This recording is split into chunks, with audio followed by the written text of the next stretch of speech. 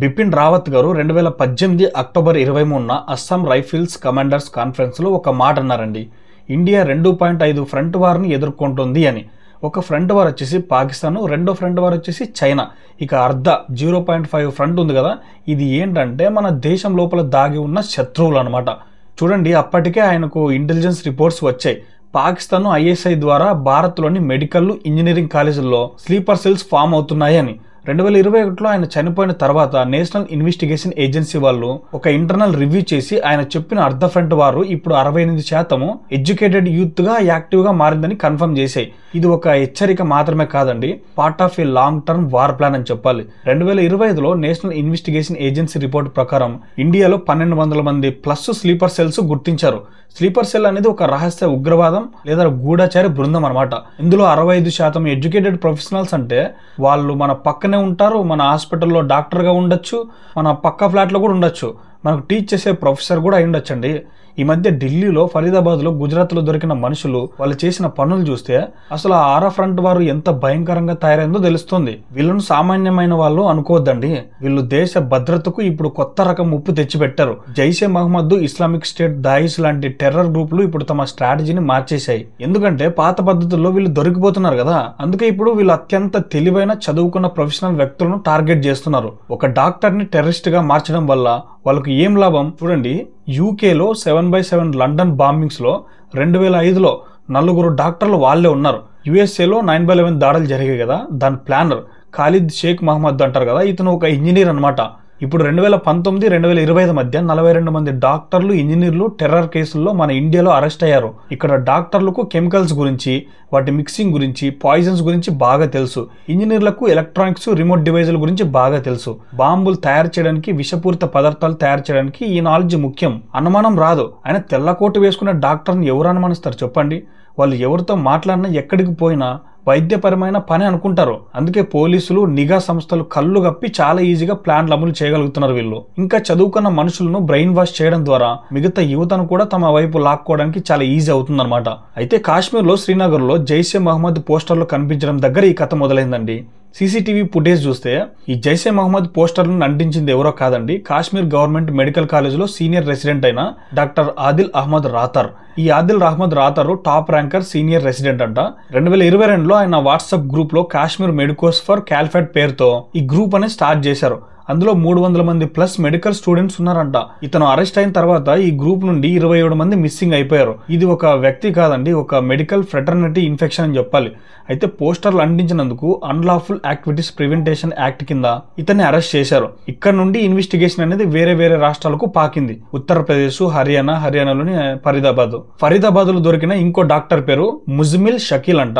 ఈయన రెంట్ తీసుకున్న ఇంట్లోనే మొత్తం స్టాక్ అనేది దొరికింది. ఏమేమి దొరికాయి అంటే 358 కేజీల అమ్మోనియం నైట్రేట్. దీన్ని పక్కాగా ఐఈడి, ఇంప్రొవైజ్డ్ ఎక్స్ప్లోజివ్ డివైజులు చేయడానికి, అంటే మాస్ బ్లాస్టులు చేయడానికి వాడతారు. 358 కేజీలు 2008 ముంబై బ్లాస్టుల్లో వాడిన ఆర్డిఎక్స్ కంటే 3 రెట్లు ఎక్కువ పవర్ అనమాట ఇది. ఇంకా ఒక AK-47 రైఫిల్, పిస్టల్, 3 మ్యాగజైన్లు, 20 టైమర్స్, వాకీటాకీలు కూడా ఉన్నాయి. ఇక్కడ మెయిన్ పాయింట్ ఏంటంటే ఈ డాక్టర్లు పేలుడు పదార్థాలు తయారు చేయడానికి, ఆయుధాలు దాచడానికి ఆ ప్రైవేట్ మెడికల్ ఫెసిలిటీస్ ఉన్నాయి కదా, క్లినిక్ లేదా రూముల్ని వాడుకున్నట్టు ఇన్వెస్టిగేషన్ లో తేలింది. అంటే మందులు ఉంచాల్సిన చోట, పేషెంట్లను చూడాల్సిన చోట వీళ్ళు దేశాన్ని పేల్చేసే కుట్రకు ప్లాన్ చేసుకున్నారనమాట. ఎవరు నమ్మాలో ఎవరు నమ్మకూడదో అర్థం కాని పరిస్థితి ఇది. 358 కేజీల ఎక్స్ప్లోజివ్ అంటే చిన్న విషయం కాదండి. దాన్ని సరిగ్గా వాడితే హైదరాబాద్లోని ట్యాంక్ బండ్ మొత్తం కూలిపోవచ్చు. అంత భయంకరమైన పదార్థం అది. దాన్ని కూడా వాళ్ళు తమ ఇంట్లో బెడ్రూమ్ లోపల గ్యాస్ సిలిండర్ పక్కన పెట్టినంత ఈజీగా దాచారనమాట.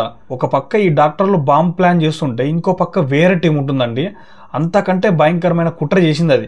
అదేంటంటే రైసిన్ విషయాన్ని తయారు చేయడం. ఈ కుట్ర గుజరాత్ యాంటీ టెర్రరిస్ట్ల స్క్వాడ్ అనేది ఛేదించిందనమాట. దీని వెనుకున్న ముఖ్య సూత్రధారి ఎవరంటే డాక్టర్ అమీర్ అహ్మద్ మొహియుద్దీన్ సయ్యద్ అంట. ఇంకో 2 యూపీకి చెందిన వ్యక్తులు కూడా ఉన్నారు. ఈయన ఏకంగా చైనా నుండి షాంఘై మెడికల్ కాలేజ్ 2015, 2021 ఎంబీబీఎస్ చదువుకొని కంప్లీట్ చేశాడనమాట. ఇండియాకి రిటర్న్ గా జూన్ 2022లో వచ్చాడు. ఈయన తయారు చేయాలని ప్రయత్నించింది మామూలు విషయం కాదండి, రైసిన్. రైసిన్ అంటే ఏమిటంటే 1 మిల్లీగ్రామ్ రైసిన్ ఒక వ్యక్తిని చంపేస్తుంది.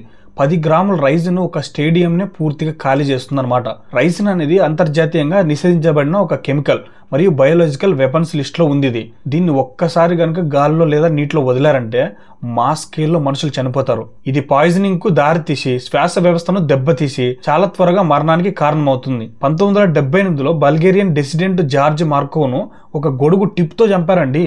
ఒక గుర్తు తెలియని వ్యక్తి ఒక గొడుగుతో అతని కుడి తొడ వెనుక భాగంలో పొడిచి వెంటనే క్షమించమని చెప్పి టాక్సీలో పారిపోయాడు.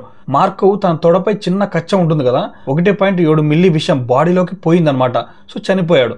1.7 మిల్లీ అంటే ఒక ఉప్పు ఉంటుంది కదా తినేది, ఆ ఉప్పు రేణు అంతా. అంటే చూడండి ఎంత డేంజర్నో ఇది. వీళ్ళ ప్లాన్ ఏంటంటే 10-15 మంది చంపడం కాదండి, ఒకేసారి 100 మంది 200 మంది 500 మందిని చంపేయాలి. అంటే మన దేశంలో ఒక చిన్నపాటి కెమికల్ యుద్ధాన్ని మొదలు పెట్టాలన్నమాట. ఈ ముఠా మామూలు మనుషులు కాదండి. వాళ్ళు గుజరాత్ లో, ఢిల్లీలో, లక్నోలో ఉన్న RSS ఆఫీసుల దగ్గర, ప్రభుత్వ సంస్థల దగ్గర జనం గుంపులుగా ఉండే ప్లేసులు అన్ని ఒక లిస్ట్ ప్రిపేర్ చేసుకున్నారు. అంటే ఎక్కడైతే ఎక్కువగా జనం ఉంటారో అక్కడ ఈ విషయాన్ని వదలాలనేది వాళ్ళ ప్లాన్ అన్నమాట. ఈ డాక్టర్ ఉన్నాడు కదా, అహ్మద్ మొహియుద్దీన్ సయ్యద్ నడిపించింది ఎవరో తెలుసా? అబూ ఖదీజా అనే ఆఫ్ఘనిస్తాన్ కు చెందిన వాడు. ఇతను ఇస్లామిక్ స్టేట్ అనే దాయిష్ కు చెందినవాడు అనమాట. ఇక్కడ ఇంకో పెద్ద పాయింట్ ఏంటంటే, ఇస్లామిక్ స్టేట్ దాయిష్ అంటారు కదా, ఇది ఆఫ్ఘనిస్తాన్ లో తాలిబాన్ కు వ్యతిరేకంగా పోరాడుతుంది. మరి దాయిష్ ను ఆ ప్రాంతంలో ఎవరు కంట్రోల్ చేస్తున్నారు? పాకిస్తాన్ ISI. అంటే ISI డైరెక్ట్ గా రంగంలోకి దిగకుండా దాయిష్ లాంటి సంస్థలను వాడుకొని మన దేశంలో డాక్టర్లను, ఇంజనీర్లను రిక్రూట్ చేసి పాయిజన్ బాంబులు తయారు చేయించి అవుట్ సోర్సింగ్ మోడల్లో ఉగ్రవాద కార్యకలాపాలు నడిపిస్తోంది. పాకిస్తాన్ మన దేశంలో శాంతి లేకుండా చేయడానికి ఎంత కింద స్థాయికి దిగజారిందో అర్థం చేసుకోవచ్చు. ఒక డాక్టర్ చదువుకొని ఇన్ని సంవత్సరాలు కష్టపడి ప్రజలకు సేవ చేయాల్సింది పోయి వాళ్ళు ఏకంగా మానవ బాంబులను, మాస్ కిల్లింగ్ ఆయుధాలను తయారు చేస్తున్నారంటే చదువుని ఎంత వక్రీకరిస్తున్నారో తెలుస్తుంది. మన పక్కనే ఉండే తెలంగాణ నుండి కూడా ఇట్లాంటి డాక్టర్ దొరికాడు అంటే మనం ఎంత అలర్ట్ గా ఉండాలో అర్థం చేసుకోవాలి. ఇప్పుడు ఇంకో భయంకరమైన పాయింట్ ఏంటంటే, ఈ టెర్రర్ నెట్వర్క్ ఆడవాళ్లను కూడా వాడుకుంటుంది. లక్నోకి చెందిన డాక్టర్ షాహినా షాహిద్ అనే మహిళా డాక్టర్ ను కూడా అరెస్ట్ చేశారు. ఈమె పాత్ర ఏంటంటే, జైషే మహమ్మద్ యొక్క మహిళా వింగ్ అయిన జమాతుల్ మోమినత్ ను కూడా భారతదేశంలో స్థాపించడం, నడపడం. ఈ మహిళా వింగ్ కు పాకిస్తాన్ లో హెడ్ ఎవరో తెలుసా? జైషే మహమ్మద్ స్థాపకుడు మసూద్ అజార్ ఉన్నాడు కదా, ఆమె చెల్లెలైన సాదియా అజార్ అన్నమాట. పాకిస్తాన్ లో వీళ్ళు ఈ వింగ్ ను ఎందుకు స్థాపించారంటే మహిళా జిహాదీలు తయారు కావాలి అని. అదేం ఆలోచన ఏంటో ఏమో. అక్కడి నుండి ఈ డాక్టర్ షాహినా షాహిద్ కు ఇండియాలో ఆ ఫ్రాంచైజీని నడిపే బాధ్యత అప్పగించారు. ఈమె దగ్గర కూడా ఆయుధాలు, అసాల్ట్ రైఫిల్స్, పిస్టల్స్ దొరికాయి. అంతే కదండి, ఫరీదాబాద్ లో బాంబులు దాచిన డాక్టర్ మజ్మిల్ తో కూడా ఈమెకు లింకులు ఉన్నాయంట. ఈ అరెస్టుల్లో పట్టుబడిన అందరూ డాక్టర్లు, ఇంజనీర్లు, హైలీ ఎడ్యుకేషన్ వ్యక్తులే అనమాట. ఈ కొత్త టెర్రరిజం గురించి చూస్తుంటే ఒకప్పుడు వెస్ట్ కంట్రీస్ లో ఇంజనీరింగ్ చదివిన ఒసామా బిన్ లాడెన్ గుర్తుకొస్తున్నాడు. ముఖ్యంగా అర్థం చేసుకోవాల్సింది, ఉగ్రవాదానికి చదువు, ప్రాంతం, మతం అనే తేడా లేదండి. ఎప్పుడైతే ఒక మనిషి మెదడును పూర్తిగా బ్రెయిన్ వాష్ చేసి దారిని తప్పిస్తారో అప్పుడు వాళ్ళు తమ టాలెంట్ ను ప్రజలు మంచికి కాకుండా ప్రజలను చంపడానికి వాడుతున్నారు. ఇదే ఈ తెల్ల చొక్క టెర్రరిజం యొక్క భయంకరమైన కోణం. ఒకరి తర్వాత ఒకరు డాక్టర్లు, లాయర్లు, మహిళా వింగ్ సభ్యులు దొరికిపోతుంటే ఈ మొత్తం నెట్వర్క్ లో ఉన్న ఇంకో ముఖ్య సూత్రధారి డాక్టర్ ఉమర్ మొహమ్మద్ కు భయం పట్టుకుంది. ఢిల్లీలోన, హర్యానాలోన NIA అట్స్ పోలీసులు చుట్టుముట్టేసరికి వీళ్ళందరికీ ఒక విషయం అర్థమైపోయింది. ఇక ఆ ప్లాన్ ఫెయిల్ అయినట్టేరా, దొరికిపోవడం మాత్రం ఖాయమని అనుకున్నారంతా. అప్పుడు జిహాద్ జోష్ అంతా పోయి ఇండియా పోలీసులు విచారణ ఎదుర్కోవాల్సిన టైం వచ్చేసరికి అందరూ తోడున్న వాళ్ళ పేర్లని చెప్పేశారు. వాడు నా ఫ్రెండ్, ఆమె నాకు తెలుసు అని చెప్పేసరికి అందరూ దొరికిపోయారండి. ఈ డాక్టర్ ఉమర్ మొహమ్మద్ కుట్ర ఏంటంటే, అంతా నాశనం అవుతున్నప్పుడు కనీసం ఏదో ఒకటి చేసి పారిపోవాలని అదే డెస్పిరేషన్ మోడ్ లో చేసిన పని ఢిల్లీ ఎర్రకోట దగ్గర కార్ బ్లాస్ట్ అన్నమాట. ఆ రోజు సాయంత్రం 4 గంటలకు ఒక వైట్ హ్యుందాయ్ i20 కారు సున్హేరి మసీద్ పార్కింగ్ లో పార్క్ అయి ఉందండి. 2 గంటల తర్వాత ఆ కార్ అనేది ఎర్రకోట వైపు వెళ్ళింది. సాయంత్రం 6:52 బ్లాస్ట్ అయిపోయింది. కార్ లో ఉన్న 3 వ్యక్తులు అక్కడికక్కడే చనిపోయారు.